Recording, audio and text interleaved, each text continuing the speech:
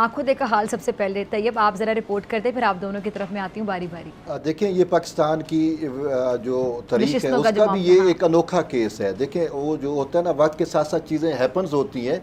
तो आज तक 2022 से हर केस ही अनोखा। नहीं सर, ये बताएं, देखें आज तक ऐसा नहीं हुआ कि कोई एक पार्टी ऐसी पार्टी में जम हुई हो, यानी कैलेंडर में 2022 होना ही नहीं चाहिए था आपके मुताबिक।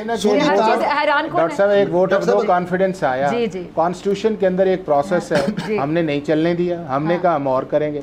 सदर ने कहा गवर्नर लगाना हटाना मेरी जिम्मेदारी, हालांकि कॉन्स्टिट्यूशन कुछ और कहता है।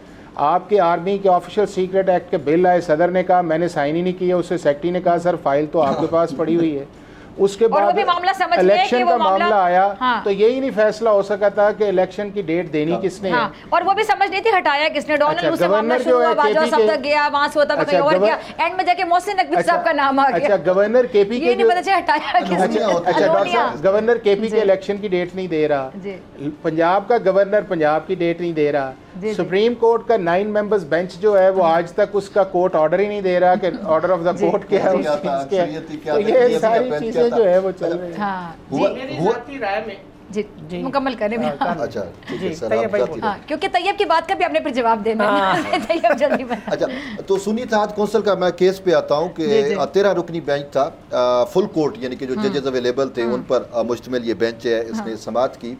और इसमें सुन्नी इत्तेहाद कौंसिल की जानिब से फैसल सदीकी बड़े अच्छे वकील हैं, वो पेश हुए। लेकिन जब वो पेश हुए तो आपने भी बरह रास्त नशरियात देखी होंगी, टीवी चैनल पे भी चल रहा था, तो चीफ जस्टिस बार बार उसको कहने पे मजबूर भी हुए कि आप जो है वो हमें हक़ाइक़ नहीं बता रहे। और ये अनफॉर्चुनेटली कि फैसल सदीकी साहब जैसे उससे कि वो खुद ये बाद में माने भी थे कि मेरे पास रिकॉर्ड नहीं है, मेरे पास दस्तावेज़ात नहीं है, तो वो केस जो है सही तौर पर प्रेजेंट नहीं कर पा रहे थे। और इसके साथ साथ एक सबसे बड़ी अहम चीज़ जो है वो हुई कि एक मौके के ऊपर आंखों देखा जब हम हाल दे रहे हैं तो जस्टिस मुनीब अख्तर और चीफ जस्टिस के दरमियान छोटा सा एक लाइटर नोट, वो चीफ जस्टिस उसको जस्टिफाई करने की भी कोशिश की कि मैं तो लाइटर नोट में कह रहा था, तो वो ये था कि वो सवाल करना चाह रहे थे और चीफ जस्टिस की ये तरजीहात थी कि किसी तरीके से हम सिर्फ वकील को ही सुने ताकि वो अपने आर्गूमेंट कंप्लीट कर ले, केस को आगे बढ़ाया जाए। लेकिन वो जजेस बार बार सवाल कर रहे थे तो उनको इंटरप्ट करना पड़ा, तो तसर ये गया। लेकिन इसमें एक चीज सबसे बड़ी अहम है कि जस्टिस अत्तर मिनल्ला साहब ने आज तो बड़े वादे तौर के ऊपर कहा, उन्होंने ये जो बोला कि तहरीक इंसाफ से गलती होगी तो माफ कर दें, वो गलती हो गई तो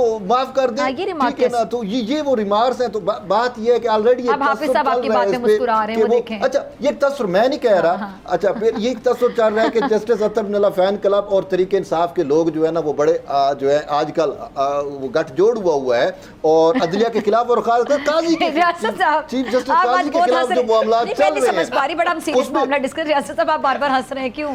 मैं चूंकि सच्ची बात इतना सीरियस मामला है और यहाँ पे मतलब उस पे गुफ्तगू की बजाय वहाँ की कोर्ट का हालात हाजरा और पीटीआई और बोला, मैं उस हवाले से सर वैसे माजूर के साथ ये भाई की बात सर वैसे माजूर के साथ मैं इसलिए आज कर अच्छा चले आप दोनों की बात बाकी चलेंगे। आप अभी लाइटर नोट में बात वो ठीक है, संजीदा एक सवाल रियासत साहब, वैसे आपने ना वो कहते हैं कि समंदर को आपने कूजे में बंद कर दिया, इंतहाई संजीदा नौयत के मामलात हैं, लेकिन आजकल हमारे यहाँ यही चल रहा है कि लोग उनको संजीदा नहीं ले रहे हैं। मतलब ये बहुत संजीदा मामलात है, बहुत सीरियस नौयत। आपने एक नया टॉपिक छेड़ दिया। मैं इसलिए कि देखिए पार्लियामेंट के अंदर अब सोशल मीडिया जरा खोल के देख ले क्या चल रहा होगा वहां पे। डॉक्टर साहब बड़ा इंपॉर्टेंट इशू ये है कि अभी जो पार्लियामेंट के अंदर लोग इक्तदार में बैठे हैं ना, वो बहुत सारी लेजिस्लेशन करना चाह रहे हैं। उन्होंने बहुत सारी लेजिस्लेशन की बजाय जो आर्टिकल 89 है कॉन्स्टिट्यूशन का, उसके तहत ऑर्डिनेंसेस जारी कर दिए। अब वो क्यों नहीं कर रहे?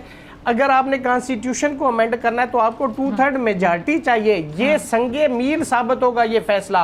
अगर ये जो सीटें हैं उनसे ये ले ली जाती हैं जो इक़्तिदार में बैठे हैं और सुन्नी इत्तेहाद को दे दी जाती हैं, तो ये पार्लियामेंट तो बिल्कुल हैंड टू माउथ हो जाएगी। उनके पास तो वो रिक्वायर्ड जो मेजॉरिटी है लेजिस्लेशन के लिए वो नहीं है। इसलिए ये बहुत संजीदा है, इसने आइंदा का मुस्तकबिल तय करना है। इसके अंदर लेजिस्लेशन होनी, बहुत सारी अंदर जो पार्लियामेंट के अंदर की सॉरी गुफ्तगू चल रही है ना, बहुत सारी चीज़ों को वो मॉडिफाई करना चाह रहे हैं, अमेंडमेंट्स लाना चाह रहे हैं। उसके पीछे बहुत सारा एक समंदर इसके पीछे रुका हुआ है इन सीटों के पीछे कि अगर ये ऐसा हो गया तो फिर पार्लियामेंट जो है ना वो बिल्कुल उनके पास वो चीज़ नहीं रहेगी।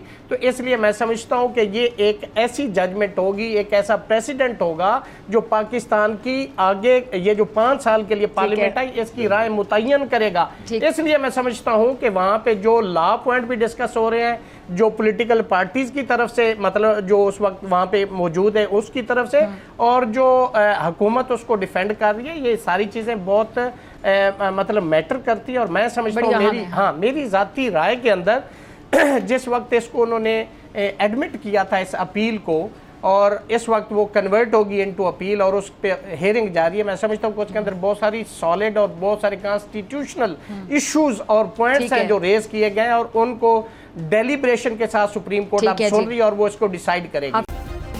सब्सक्राइब करें और बेल दबाएं ताकि कोई खबर रह न जाए।